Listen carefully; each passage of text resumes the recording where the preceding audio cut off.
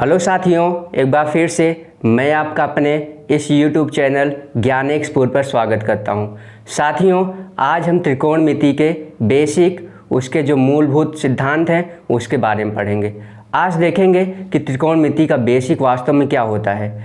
वास्तव में साथियों, जब तक हम त्रिकोणमिति का बेसिक न समझ पाएँ तब तक उसके एडवांस को हम नहीं समझ पाते हैं। तो बेसिक जानना अति आवश्यक है। अगर हम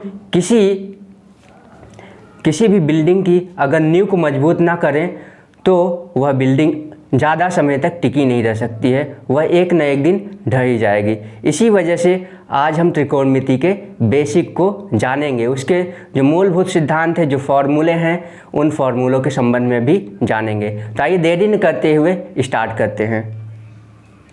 तो साथियों, त्रिकोणमिति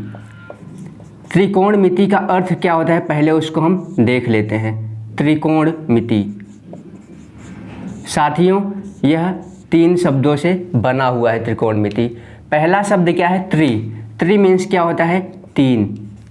त्रि मीन्स क्या होता है? 3, जिसको हम 3 भी बोलते हैं इंग्लिश में। कोण मतलब कोण होता है, और जिसको हम इंग्लिश में बोलते हैं एंगल। साथियों, मिति मतलब होता है मापन अर्थात मापना, जिसको हम क्या बोल सकते हैं? मेजरमेंट बोल सकते हैं। ठीक है। तो साथियों, इसका मतलब ये है कि हम इस गणित में, अर्थात ये क्या है? गणित की एक शाखा है त्रिकोणमिति। इसमें हम वास्तव में सीखेंगे क्या? 3 कोणों का मापन सीखेंगे। ठीक है। अब 3 कोणों के मापन से संबंधित कोई एक आकृति होती होगी जिसके संबंध में हमें सीखना है। तो साथियों, 3 कोण, मात्र एक ही ऐसी आकृति है जिसमें 3 कोण आते हैं, उसको हम बोलते हैं त्रिभुज। भुजा के आधार पर उसको त्रिभुज बोलते हैं, लेकिन अगर कोण के आधार पर बोला जाए तो उसको त्रिकोण भी बोलते हैं। तो आइए हम देखते हैं त्रिकोणमिति में कौन से त्रिभुज के संबंध में जानकारी हमें प्राप्त करनी होती है, अर्थात किसके बारे में हमें जानना होता है। तो आइए स्टार्ट करते हैं। तो साथियों, हम देख लेते हैं कि वह कौन सा त्रिभुज है। त्रिभुज कई टाइप के त्रिभुज होते हैं। ठीक है। समकोण त्रिभुज होता है, न्यून कोण त्रिभुज होता है, अधिक कोण त्रिभुज होता है, लेकिन उसमें से कौन सा त्रिभुज त्रिकोण में आता है उसके संबंध में हम जान लेते हैं। तो त्रिकोण में अर्थात त्रिकोणमिति में कौन सा त्रिभुज आता है? इन तीनों त्रिभुजों में से समकोण त्रिभुज। कौन सा त्रिभुज आता है? समकोण त्रिभुज। तो साथियों, हम मुख्यतः त्रिकोणमिति में हम किस त्रिभुज के बारे में जानते हैं, किस त्रिभुज के बारे में पढ़ते हैं? जो त्रिभुज में 90 अंश का कोई एक कोण हो। ठीक है। अर्थात ऐसा त्रिभुज जो समकोण हो। समकोण मतलब एक कोण जिसका 90 अंश हो। साथियों, ऐसा त्रिभुज जिसका एक कोण 90 अंश हो, बाकी 2 न्यून कोण हो, उसको हम समकोण त्रिभुज बोलते हैं। तो साथियों, हमें त्रिकोणमिति में समकोण त्रिभुज के बारे में ही वास्तव में पढ़ना होता है। तो आइए देख लेते हैं। ये क्या है? ये 90 अंश का चिन्ह है, अर्थात इसको हम क्या बोलते हैं? समकोण बोलो या 90 अंश। ठीक है। अर्थात समकोण बराबर कितना होता है? 90 अंश होता है। ठीक है। अब हमें ये भी पता होगा कि किसी भी त्रिभुज के सभी अंतःकोणों का मान कितना होता है? 180 अंश। साथियों, अगर ये अकेला 90 अंश हो गया तो बाकी जो 2 कोण बचेंगे उनका योग कितना होगा? उनका योग निश्चित रूप से 90 होगा। ठीक है। क्योंकि हमें पता है इन तीनों कोणों का योग कितना होता है? 180 अंश।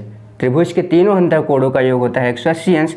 जब ये अकेला 90 हो गया तो बाकी जो 2 कोण बचेंगे उनका योग कितना होगा? 90 ही होगा। ठीक है। अगर मान लिया जाए कि ये वाला कोण थीटा है, तो ये वाला कोण क्या होगा? ये वाला कोण, सीधी सी बात है, 90 में से थीटा घटा देंगे। 90 में से क्या घटा देंगे? थीटा। तो उसी के मान के बराबर होगा। ठीक है। तो कहने का मतलब ये कि अगर ये थीटा है तो ये 90 माइनस थीटा।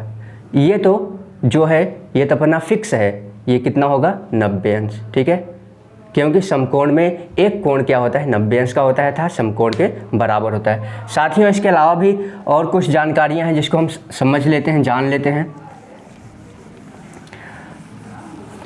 अब साथियों, इसमें समकोण त्रिभुज में हम देख लेते हैं कि कुछ और बातें क्या हैं, ठीक है। अब ये क्या है, 90 अंश का कोण है, ठीक है। ये क्या है, 90 अंश का कोण।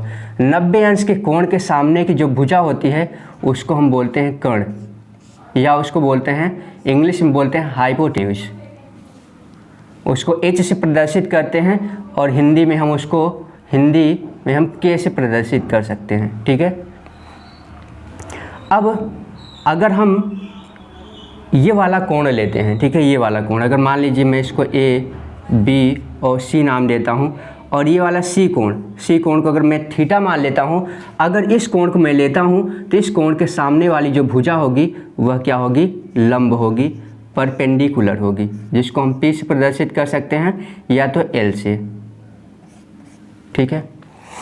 और साथियों तब ये क्या होगा, ये होगा आधार, ठीक है। क्या होगा, आधार। आधार को हम बेस भी कहते हैं, ठीक है। तो कहने का तात्पर्य ये है कि इसमें अगर ये कोण लेते हैं तो इसके सामने की भुजा जो है वह लंब हो जाएगी, लेकिन साथियों अगर कभी भी हमें इस कोण को लेना हुआ तो इस कोण के सामने की जो भुजा होगी वह लंब हो जाएगी, तब ये आधार। तो इसमें एक बात तो फिक्स है, एक बात क्या फिक्स है कि जो कर्ण है वह फिक्स होता है। कर्ण क्या होता है, फिक्स होता है। वह सदैव 90 अंश के सामने वाली भुजा को ही कर्ण हम कहते हैं, ठीक है। 90 अंश के सामने की भुजा को हम क्या बोलते हैं, कर्ण बोलते हैं। बाकी बचता क्या है, लंब और आधार। लंब और आधार डिपेंड होता है कि हम कौन सा कोण ले रहे हैं। अगर ये कोण लेंगे तो इसके सामने की जो भुजा होगी वो लंब हो जाएगी। अगर इस कोण को हम लेते हैं तो इसके सामने की भुजा ये है, ये तब लंब हो जाएगी, ठीक है। तो हम डिपेंड है, ये बात डिपेंड है कि कौन सा लंब है, यह किस बात पर डिपेंड है कि हम कौन सा कोण ले रहे हैं। बस ये ध्यान रखिए कि जो भी कोण लेंगे उसके सामने की भुजा ही लंब होगी, बाकी बचेगी क्या, एक ही भुजा, वो बचेगी आधार, ठीक है। तो हम समझ जाएंगे कि कौन सी भुजा बची है। बाकी कर्ण क्या है, कर्ण उसका फिक्स है, वह कभी भी अपने जगह से हटती नहीं है, ठीक है। बस परिवर्तित क्या होते हैं, लंब और आधार, ठीक है। तो साथियों एक बात और ध्यान रखना है कि जो कर्ण होता है वह त्रिभुज की, समकोण त्रिभुज के सबसे बड़ी भुजा को ही हम कर्ण बोलते हैं, ठीक है। इस बात को भी आप ध्यान रखिए, समकोण त्रिभुज की सबसे बड़ी भुजा को हम क्या बोलते हैं, कर्ण। अब आइए देखते हैं इस समकोण त्रिभुज पर एक बहुत ही फेमस प्रमेय है जो लागू होता है, जिसको हम बोलते हैं पाइथागोरस प्रमेय, ठीक है। पाइथागोरस प्रमेय क्या कहता है, पाइथागोरस प्रमेय ये कहता है कि कर्ण का स्क्वायर बराबर लंब का स्क्वायर प्लस आधार का स्क्वायर, ठीक है। या इसी को इंग्लिश में हम बोल सकते हैं h square equal to p square plus b square, ठीक है। तो हिंदी मीडियम वाले इस को समझेंगे और इंग्लिश मीडियम वाले इसको समझेंगे, अर्थात हाइपोटेन्यूज का square equal to perpendicular square plus base square, ठीक है। ये क्या है, ये है पाइथागोरस थ्योरम है, पाइथागोरस प्रमेय है। पाइथागोरस प्रमेय कहता है कि कर्ण पर बने वर्ग का क्षेत्रफल शेष दो भुजाओं पर बने वर्ग के क्षेत्रफल के बराबर होता है, ये ऐसा बोलता है। तो साथियों हमें इसमें कितनी राशियां पता है, 1, 2 और 3 राशियां हमें इसमें पता है, ठीक है। अर्थात इसमें लंब, कर्ण और आधार आता है, हाइपोटेन्यूज, परपेंडिकुलर और बेस आता है, ये 3 हैं। अगर साथियों कभी भी इनमें से 2 राशियां दिया गया हो और एक राशि हमें ज्ञात करना हो तो आसानी से हम इस सूत्र का प्रयोग करके हम निकाल सकते हैं। अगर हमें लंब और आधार पता है तो कर्ण निकाल सकते हैं, कर्ण और लंब पता है तो आधार निकाल सकते हैं, ठीक है। और अगर आधार और कर्ण पता है तो लंब निकाल सकते हैं, ठीक है। कोई 2 दिया हो, तीसरा हमें ज्ञात करना हो तो आसानी से इस सूत्र का प्रयोग करके हम ज्ञात कर सकते हैं, ठीक है। इतनी बातें समझ में आ गई। अब आइए देख लेते हैं कुछ और इसमें जो महत्वपूर्ण बातें हैं उसको भी हम जान लेते हैं, ठीक है। कुछ और महत्वपूर्ण बातें हैं जिसको हम जान लेते हैं।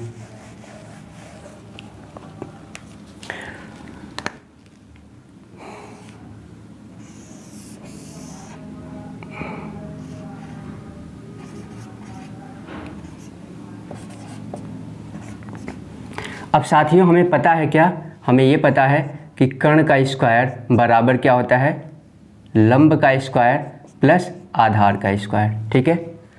अब साथियों अगर हमें कर्ण ज्ञात करना हो तो क्या करेंगे, ये कर्ण बराबर हो जाएगा क्या, ये इधर से जो स्क्वायर लगा है उसको हम हटाएंगे, ये इधर से स्क्वायर हटेगा तो इस तरफ क्या लग जाएगा, रूट लग जाएगा। तो ये हो क्या जाएगा, एल स्क्वायर था लंब का स्क्वायर प्लस आधार का स्क्वायर। ठीक है।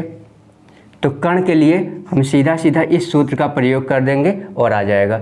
अब देखिए साथियों, इसी एक सूत्र से और भी सूत्र बन रहे हैं। ठीक है। इसी से और भी सूत्र बन रहे हैं। कैसे, अगर हमें आधार निकालना हो, क्या निकालना हो, आधार निकालना हो तो हम क्या करेंगे, हम तब क्या करेंगे, इस लंब को पक्षांतर कर देंगे तो हो जाएगा क्या, ये हो जाएगा आधार का स्क्वायर बराबर ये लंब इधर प्लस में उधर जाएगा तो माइनस में, अर्थात के स्क्वायर माइनस क्या हो जाएगा, एल स्क्वायर। ठीक है।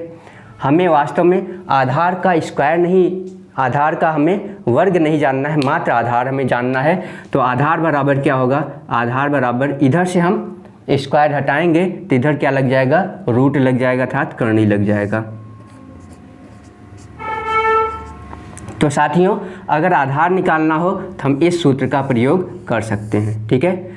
कर्ण निकालना हो तो हम इस सूत्र का प्रयोग कर सकते हैं। अब देखते हैं लंब के लिए। तो लंब के लिए सूत्र यही है, मेन सूत्र जो है वो यही है, इसी के आधार पर हम 3 सूत्र बनाते हैं। अब हमें लंब निकालना है तो आधार को पक्षांतर कर दो, तो लंब स्क्वायर बराबर क्या हो जाएगा, लंब स्क्वायर बराबर होगा कर्ण का स्क्वायर माइनस आधार का स्क्वायर। ठीक है। ये आधार उधर चला जाएगा माइनस में। अब हमें लंब का स्क्वायर नहीं ज्ञात करना है, हमें मात्र लंब ज्ञात करना है। तो ये इधर से स्क्वायर हटाएंगे, उधर क्या लग जाएगा, रूट लग जाएगा। तो लंब ज्ञात करना हो तो सीधा सीधा इस सूत्र का प्रयोग हम कर सकते हैं। साथियों ये तीनों ही सूत्र इसी मेन सूत्र से बने हैं। प्रमुख सूत्र क्या है, ये है, इसी से ये तीनों बने हैं। तो जब भी हमें ज्ञात करना हो कर्ण तो हमें उसमें दिया क्या होगा, उसमें लंब और आधार दिया होगा, तो ये सूत्र का प्रयोग करके ज्ञात कर सकते हैं। आधार ज्ञात करना हो तो हमें उसमें क्या दिया रहेगा, कर्ण और लंब दिया रहेगा, इस सूत्र का प्रयोग करके आधार ज्ञात कर सकते हैं। साथियों अगर उसमें कर्ण और आधार दिया है, लंब ज्ञात करना है तो इस सूत्र का प्रयोग करके हम आसानी से ज्ञात कर सकते हैं। ठीक है। इतनी बात समझ में आई। आइए देखते हैं और कुछ बातें इसमें। ये सभी साथियों क्या हैं, इसके आधारभूत एक तरीके से क्या हैं, फंडामेंटल्स हैं, या आधारभूत क्या हैं, सिद्धांत हैं, या आधारभूत फॉर्मूले आप समझ सकते हैं। ठीक है। इसको आप जानते रहेंगे तो बाकी प्रश्नों को सॉल्व करना आसान होगा। इसी वजह से आज हम सोचे हैं कि बेसिक आपको सिखा दिया जाए, ताकि ट्रिग्नोमेट्रिक से संबंधित कितनी भी कठिन सवालें हों या आसान सवालें हों, उसको सॉल्व करना बहुत ही आसान हो जाए, सेकेंडों में उसका आंसर आप निकाल सकें। आइए साथियों इसमें कुछ और देख लेते हैं। ठीक है। अब इसमें हम एक बात और जान लेते हैं। ठीक है। वो कौन सी बात है, अब इसमें साथियों क्या क्या चीज़ है, इसमें लंब है, ठीक है, और क्या है, कर्ण है, और क्या है, आधार। इसमें कितनी राशियां हैं, 3 राशियां हैं, लंब, कर्ण और आधार। ठीक है। अब साथियों वास्तव में हम ट्रिग्नोमेट्री में क्या पढ़ते हैं, इन्हीं तीनों भुजाओं का रेशियो पढ़ते हैं। रेशियो मतलब अनुपात। ठीक है। इन्हीं तीनों भुजाओं से संबंधित जो अनुपात बनते हैं, उन्हीं अनुपात को हम वास्तव में ट्रिग्नोमेट्रिक में, या हम कह सकते हैं ट्रिग्नोमेट्री या त्रिकोणमिति में पढ़ते हैं। ठीक है। तो आइए देखते हैं इनके अनुपात कैसे कैसे बनते हैं। ठीक है। और इन अनुपातों को वास्तव में क्या नाम दिया गया है उसको भी जान लेते हैं। ठीक है। तो आइए देख लेते हैं। अगर मान लीजिए लंब को, ठीक है, अब अनुपात क्या होता है, अनुपात किन्हीं 2 संख्याओं के बीच में ही होता है। तो कैसे होता है, एक संख्या के बटे में दूसरी संख्या होगी तभी अनुपात कहलाएगा। ठीक है। अब देखिए ये लंब है, लंब को अगर कर्ण से भाग दे दिया जाए तो क्या हो जाएगा, लंब अनुपाते कर्ण। ठीक है। लंब अनुपाते कर्ण को हम ऐसा भी लिख सकते हैं, अर्थात लंब और कर्ण का अनुपात, ठीक है। लंब और कर्ण का अनुपात, इसको साथियों कुछ नाम दिया गया है। हम सदैव किसी को लंब और कर्ण, लंब और कर्ण, लंब बटे कर्ण, लंब बटे कर्ण ऐसा तो भुला नहीं सकते हैं। उसको कुछ न कुछ नाम देना अनिवार्य होता है ताकि उसको हम आसानी से भुला सकें, उसका नाम ले सकें। अगर हम उसका कुछ नाम दे दें तो क्या होता है, उसको भुलाने में, उसको जानने में, उसको पहचानने में आसानी होती है, ठीक है। तो बात यही है यहाँ पर साथियों कि इस लंब बटे कर्ण को, ठीक है, लंब बटे कर्ण को एक नाम दे दिया गया ताकि हम इसको लंब बटे लंब बटे कर्ण न बोल करके हम कुछ और आसानी से, मतलब इसका कुछ और नाम दे दिया गया ताकि इसको आसानी से हम लंब बटे कर्ण न बोल करके कुछ आसान भाषा में इसको बोल सकें ताकि बोलने में अटपटा भी ना लगे, ठीक है। तो इसको साथियों बोला गया है क्या, साइन, ठीक है। इसको क्या बोला गया, साइन थीटा, ठीक है। तो लंब बटे कर्ण को क्या बोला जाता है, साइन थीटा, ठीक है। अर्थात लंब बटे कर्ण जहाँ लिखा हो तो इसको हम साइन बोलेंगे, या तो जहाँ पर साइन लिखा हो तो वहाँ पर लंब बटे कर्ण हम समझेंगे, ठीक है। अब साथियों लंब में कर्ण से भाग दे दिया गया। अब मान लीजिए हम क्या कर देते हैं, हम कर्ण में लंब से भाग देते हैं। अब इसमें हम इससे भाग दे सकते हैं तो इसका अपोजिट भी तो कर सकते हैं, हम कर्ण में लंब से भाग दे दें, ऐसा भी तो हो सकता है। तो साथियों इसको क्या बोला गया है, इसको बोला गया है कोसेक। क्या बोला गया है इसको, कोसेक थीटा, ठीक है। ये क्या है, एक तरीके से ये दोनों एक दूसरे के क्या हैं, अपोजिट हैं, ठीक है। ये क्या है, एक दूसरे के अपोजिट हैं। अब साथियों मान लीजिए यहाँ पर ये तो हो गया लंब कर्ण, एक बार लंब ऊपर कर्ण नीचे, अब एक बार कर्ण ऊपर और लंब नीचे, ठीक है। जब ऐसा किया गया तो हमें साइन थीटा प्राप्त हो गया और कॉसेक थीटा प्राप्त हो गया, ठीक है। अब बारी आती है क्या, आधार की। मान लीजिए आधार में हम कर्ण से भाग देते हैं, ठीक है। तो इस अनुपात को क्या बोलेंगे, अगर आधार अनुपाते कर्ण है तो इस अनुपात को क्या बोलेंगे साथियों, इस अनुपात को गणितज्ञों ने क्या नाम दिया है, इस अनुपात को नाम दिया है कॉस थीटा, ठीक है। इसको क्या नाम दिया है, कॉस, ठीक है। अब मान लीजिए यहाँ पर आधार बटे कर्ण है तो ऐसा भी तो हो सकता है कि इसको हम क्या कर दें, कर्ण बटे आधार कर दें, ठीक है। भाई एक बार तू ऊपर तो मैं नीचे, अब मैं ऊपर तो तू नीचे, ठीक है, ऐसा भी तो हो सकता है। तो इसमें यही लॉजिक लगाया गया है कि एक बार आधार में कर्ण से भाग दिया गया, फिर कर्ण में आधार से भाग दिया गया, मतलब दोनों तरीके से हम भाग दे सकते हैं, ठीक है। तो जब कर्ण बटे आधार हो गया तो इसको क्या नाम दिया गया साथियों, इसको सिक थीटा नाम दिया गया। क्या नाम दिया, सिक, ठीक है। अब आइए देखते हैं, अब यहाँ पर देखिए इसका इससे संबंध हो गया, इन दोनों का संबंध हो गया, ठीक है। एक बार ये ऊपर, एक बार ये नीचे, एक बार ये नीचे, एक बार वो ऊपर, ठीक है। तो इसका इन दोनों का हो गया, ठीक है, इंटरेक्शन हो गया। इन दोनों का भी इंटरेक्शन हो गया, ठीक है, इंटरेक्शन हो गया, मतलब एक बार ये ऊपर तो ये नीचे, एक बार ये ऊपर तो ये नीचे, ठीक है। अर्थात इन दोनों में हो गया, ठीक है। अब इन दोनों के संबंध में जानते हैं, ठीक है, लंब और आधार के संबंध में, ठीक है। तो वही चीज़ करेंगे, एक बार लंब में आधार से भाग देंगे, दूसरी बार आधार में लंब से भाग देंगे, ठीक है। तो दो अनुपात और हमें प्राप्त हो जाएंगे। तो आइए देखते हैं, लंब में आधार से भाग दे दिए तो इसको गणितज्ञों ने आसान भाषा में अर्थात लंब बटे आधार को क्या नाम दिया, गणितज्ञों ने क्या नाम दिया साथियों, टैन थीटा, ठीक है। क्या नाम दिया, टैन थीटा, ठीक है। अब आइए देखते हैं, अब हम क्या करते हैं, आधार में लंब से मतलब इसको पलट देते हैं, आधार में हम लंब से भाग देंगे तो इसको साथियों क्या बोलेंगे, कॉट थीटा, ठीक है। क्या बोलेंगे इसको, कॉट थीटा। अर्थात अगर आधार बटे लंब का रेशियो बनता है तो उसको कॉट थीटा। तो साथियों इस प्रकार से देखा जाए तो कितने रेशियो बन गए, एक रेशियो मतलब 1 अनुपात, 2 अनुपात, 3 अनुपात, 4 अनुपात, 5 अनुपात, 6 अनुपात।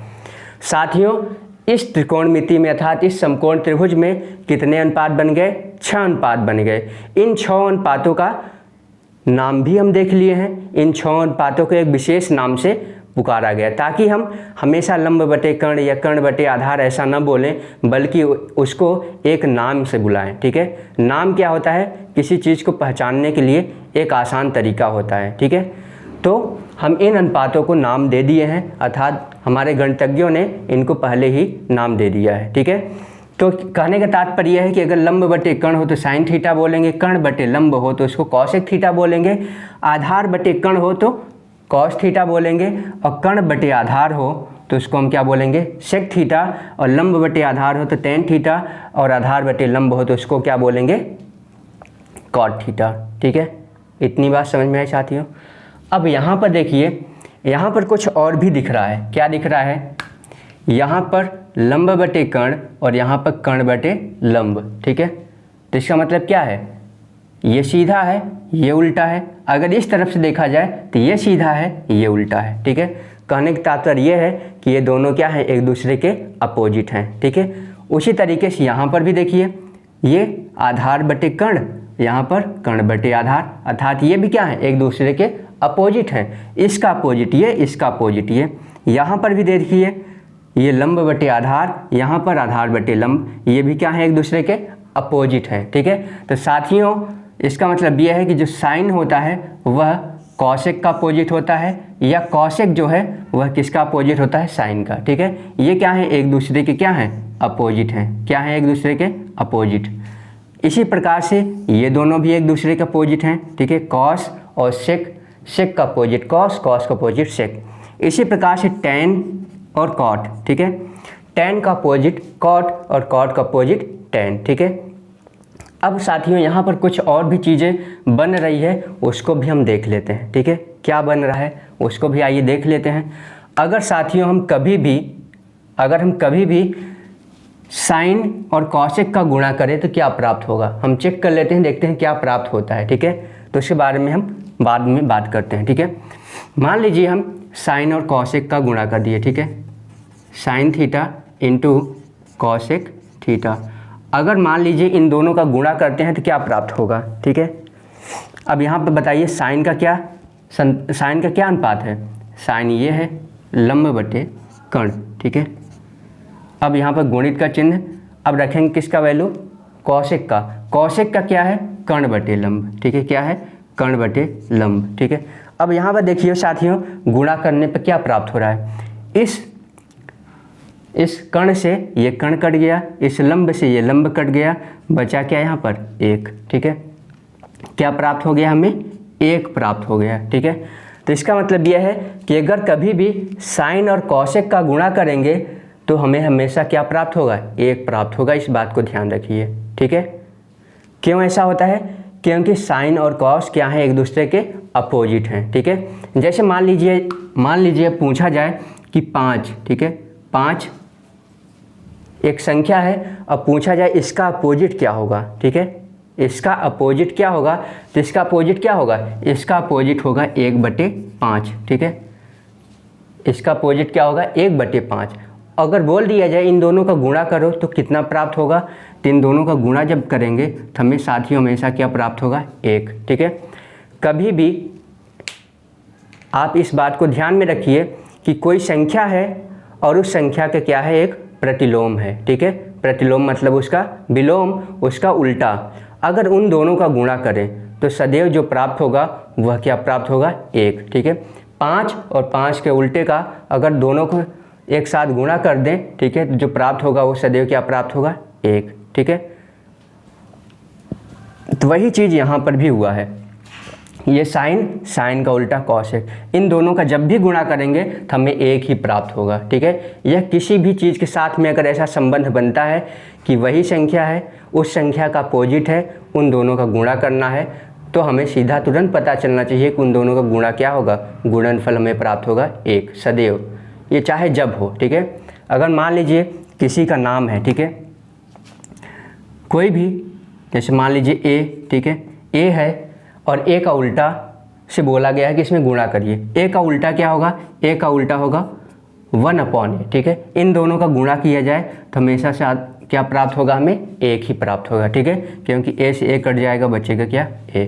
तो इस बात को आप ध्यान रखिए। ठीक है, क्योंकि यह जो फंडामेंटल्स मैं बता रहा हूँ, ये जो मैं बेसिक बता रहा हूँ, यह मात्र त्रिकोणमिति में नहीं काम आएगा और भी कई जगह काम आते हैं। ठीक है, तो इस बात को आप ध्यान में रखिए। ठीक है, आइए हम देख लेते हैं कुछ और। ठीक है, आइए हम कुछ और देख लेते हैं। इसको मिटाते हैं, ठीक है, फिर और कुछ देखते हैं।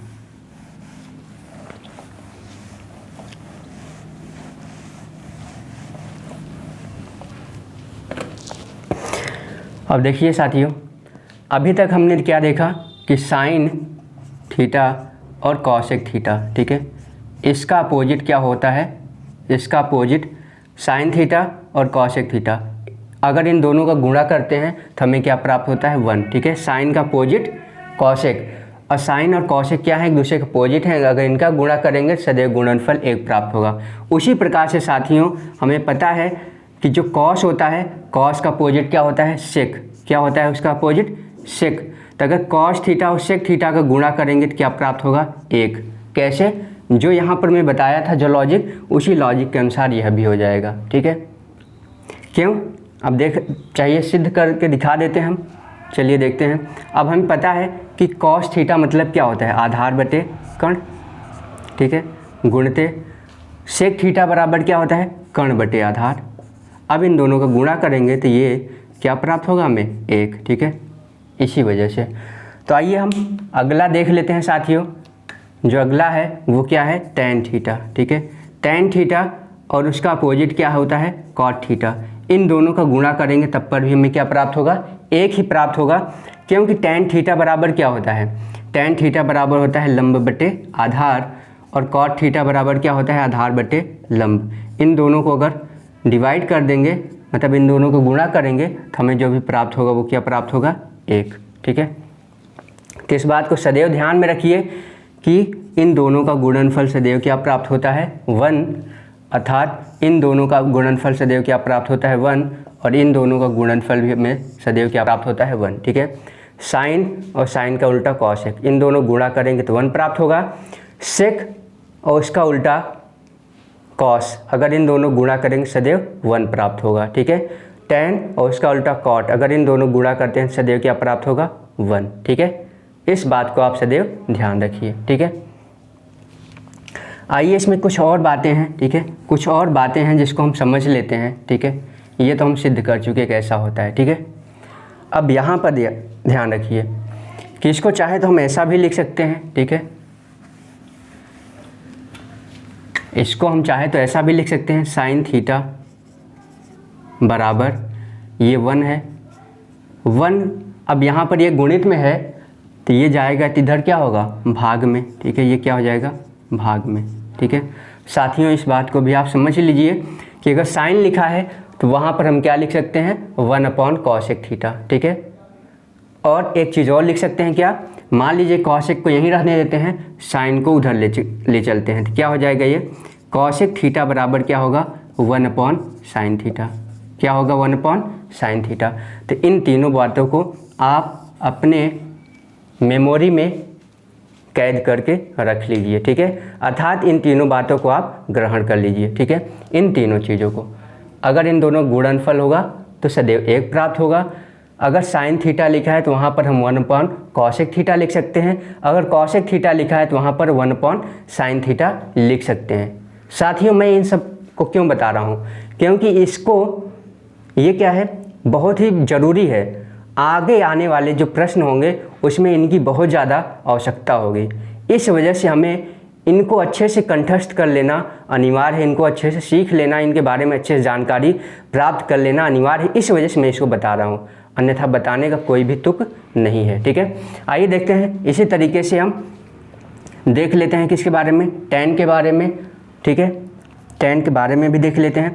अब यहाँ पर देखिए टैन थीटा, ठीक है, टैन और इसका अपोजिट 1 प्राप्त होता है, अभी हम जान चुके हैं। तो ये जो कॉट है, ठीक है, इस कॉट को हम उस तरफ लेके जाते हैं, इधर गुणित में उधर जाएगा, भाग में होगा पक्षांतर के नियम से, साथ ही आप लोगों को पता ही होगा, ठीक है। तो टैन थीटा बराबर क्या होगा, 1/cot थीटा, ठीक है।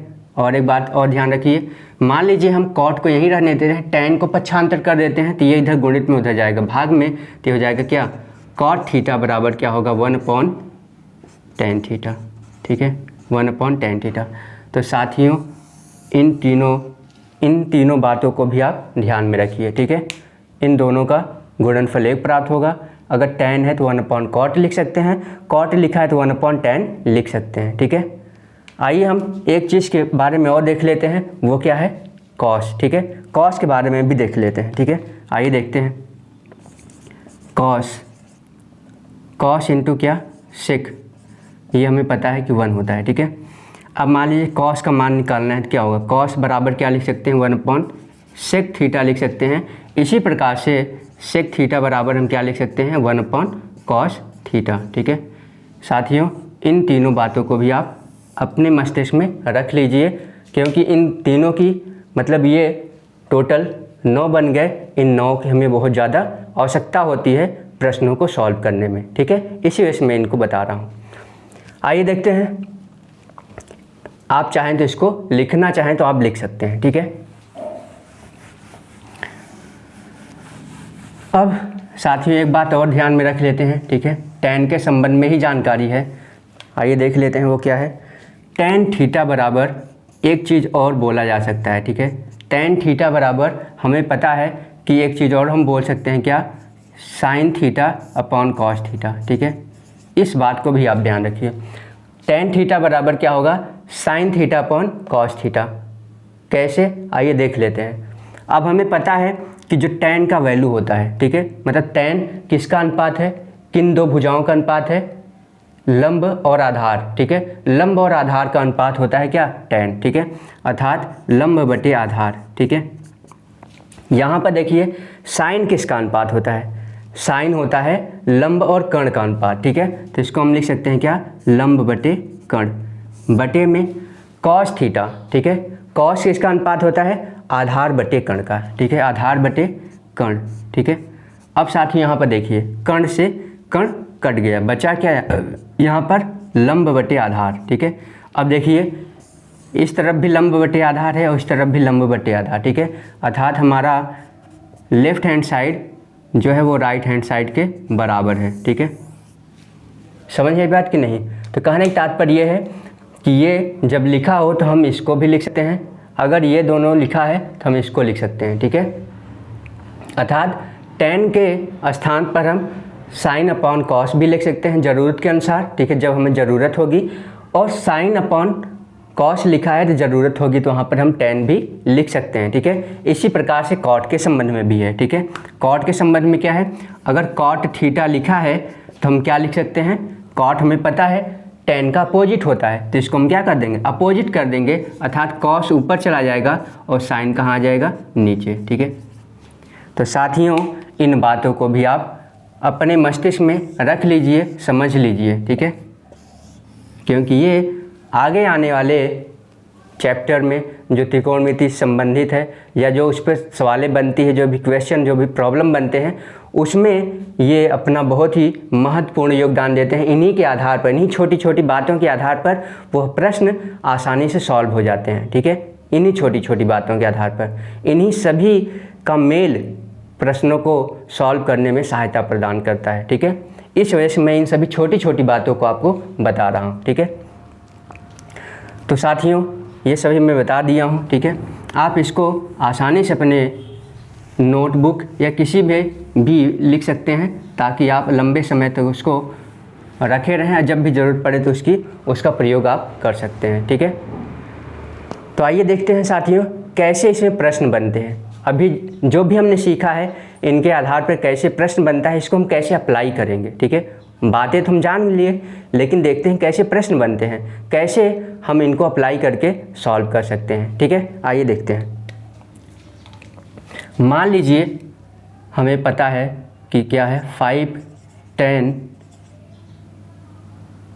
थीटा बराबर 4। ठीक है, हमें दिया गया है, ये दिया गया है। ठीक है, ये क्या है, गिवन है, ये हमें दिया गया है कि 5 tan थीटा बराबर 4। ठीक है, हमें बताना क्या है, हमें बताना है 5 sin theta minus 3 cos theta upon में 5 sin theta plus 3 cos theta. ठीक है साथियों, इसका वैल्यू हमें बताना है। ठीक है, हमें दिया क्या गया है, हमें दिया गया है ये 5 tan थीटा बराबर 4। ठीक है, हमें बताना क्या है, हमें बताना है ये 5 sin theta minus 3 cos theta, और यहाँ पर 5 sine theta plus 3 cos theta, ठीक है, ये हमें बताना है, ठीक है। आइए देखते हैं कैसे हम जो अभी तक सीखे हैं उनका प्रयोग करके, उन बेसिक्स का प्रयोग करके हम कैसे इस प्रश्न को सॉल्व करते हैं, ठीक है। आइए देख लेते हैं। यहाँ पर साथियों क्या लिखा है, 5 tan थीटा बराबर 4। तो सबसे पहले tan थीटा बराबर हम देख लेते हैं क्या होता है। tan थीटा बराबर क्या हो जाएगा, 4 बटे में ये 5 इधर गुणित में है, इधर जाएगा तो भाग में हो जाएगा, ठीक है। तो tan थीटा बराबर हमें क्या प्राप्त हो गया, 4/5। अब साथियों हमें एक बात पता होना चाहिए कि tan थीटा बराबर होता क्या है, होता है क्या, लंब बटे आधार। क्या होता है, लंब बटे आधार। अर्थात लंब का मान एक तरीके से देखा जाए 4 दिया है और आधार का मान क्या दिया गया है, 5, ठीक है। हमें निकालना क्या है, कर्ण निकाल लें। अगर कर्ण निकाल लेंगे तो हम साइन का भी वैल्यू निकाल सकते हैं, कॉस का भी, ठीक है, क्योंकि हमें साइन और कॉस की ज़रूरत है, ठीक है। तो वो कब निकलेगा, जब हमें कर्ण का वैल्यू पता हो। आइए देखते हैं, कर्ण निकालना हो तो हम बताए थे कर्ण के लिए क्या इस्तेमाल करेंगे। कर्ण बराबर क्या हो जाएगा, अंडर रूट में, ठीक है, अंडर रूट में क्या होगा, अंडर रूट में L स्क्वायर प्लस आधार स्क्वायर, ठीक है। इसी सूत्र का हम प्रयोग करेंगे। तो आइए देखते हैं, कर देते हैं। अंडर रूट में L स्क्वायर, ठीक है, L क्या है, 4 है, 4 का स्क्वायर, ठीक है, 4 का स्क्वायर प्लस आधार कितना है, आधार है 5, 5 का स्क्वायर, ठीक है। ये कितना हो जाएगा, 4 चौक 16 और 5 पचम 25। सॉल्व करेंगे तो आ जाएगा क्या, अंडर रूट 41, ठीक है। कितना हो गया, अंडर रूट 41 आ गया, ठीक है। तो कर्ण का वैल्यू हमें पता चल गया कि क्या है, कर्ण का वैल्यू है अंडर रूट 41, ठीक है। अब हम आसानी से साथियों साइन का भी वैल्यू निकाल सकते हैं, कॉस का भी वैल्यू निकाल सकते हैं, ठीक है, क्योंकि हमें साइन और कॉस की ज़रूरत है। साइन कॉस का वैल्यू निकाल करके इस एक्सप्रेशन में रख देंगे और प्रॉब्लम सॉल्व हो जाएगा, ठीक है। तो आइए इसको सॉल्व करते हैं, ठीक है। अब देखिए यहाँ पर हम निकाल लेते हैं क्या, साइन थीटा का वैल्यू पहले, ठीक है। साइन थीटा बराबर क्या होता है साथियों, लंब बटे कर्ण, ठीक है। तो लंब हमारा क्या है, लंब हमारा 4 है, कर्ण हमारा क्या आया है था 41, ठीक है। कर्ण हमारा क्या आया था, अंडर रूट में 41 आया था, ठीक है। तो कर्ण, ठीक है। अब हम निकाल लेते हैं किसका, कॉस का, ठीक है। कॉस थीटा का निकाल लेते हैं तो क्या हो जाएगा, आधार बटे कर्ण। आधार क्या है, 5 है, 5 बटे क्या होगा, अंडर रूट 41, ठीक है। अब क्या करेंगे साथियों, बस साइन और कॉस का वैल्यू इसमें, इस एक्सप्रेशन में, इस व्यंजक मतलब ये जो दिया गया है व्यंजक इसमें रखना है, ठीक है। रख देंगे और इसका आंसर आ जाएगा, ठीक है। तो आइए देखते हैं, इसको सॉल्व करते हैं, ठीक है। हमें ये तो सब पता चल गया है, बस इसमें इसका वैल्यू हमें रखना है, ठीक है। आइए रख देते हैं।